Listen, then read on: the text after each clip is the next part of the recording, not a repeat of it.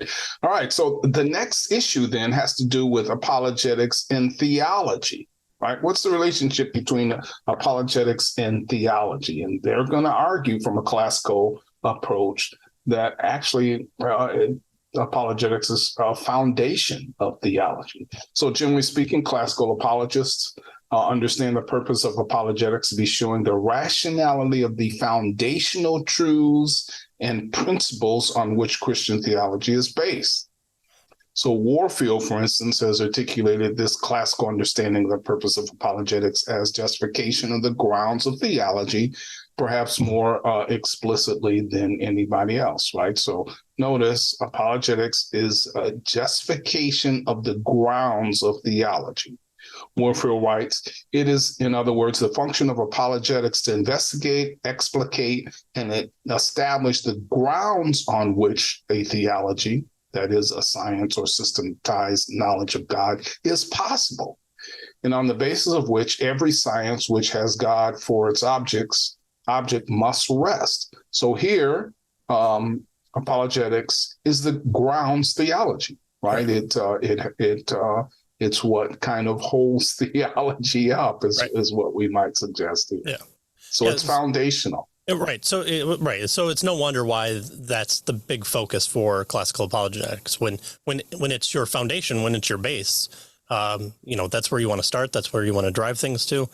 And again, no slouch in his own right for theology, but Warfield here is making the case that it's through this reason and logic that we are able to do the science of theology, which I think our atheist friends would probably disagree with of calling it science because there's so many different interpretations. But it's just because you have competing theories out there in the world for different sciences doesn't mean that you just throw up your hands and your computer no longer works. Well, the crucial point here is that for the classical apologist, theology is a discipline to which people are invited after becoming a Christian. So theology is the thing that you do after you believe. Thus, he seeks to keep theological questions of controversy among Christians on the back burner in apologetic arguments directed to non-Christians. C.S. Lewis was typical of many classical apologists that he understood the task of apologetics to defend the basic message of, and here's the thing that proves this claim true. He's trying to defend the basic message of mere Christianity and not arguing for one theological or denominational tradition within Christianity.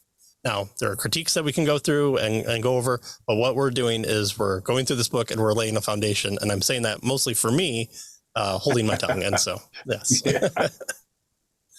Yeah, good. So Lewis is an illustration of this, right? We're trying to, the classical apologist is trying to defend basic theism.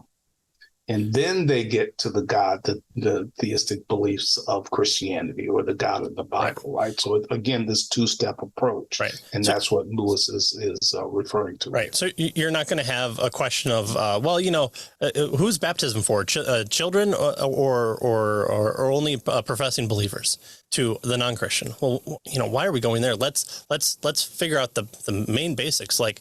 Is God the the ultimate standard? Is he the creator?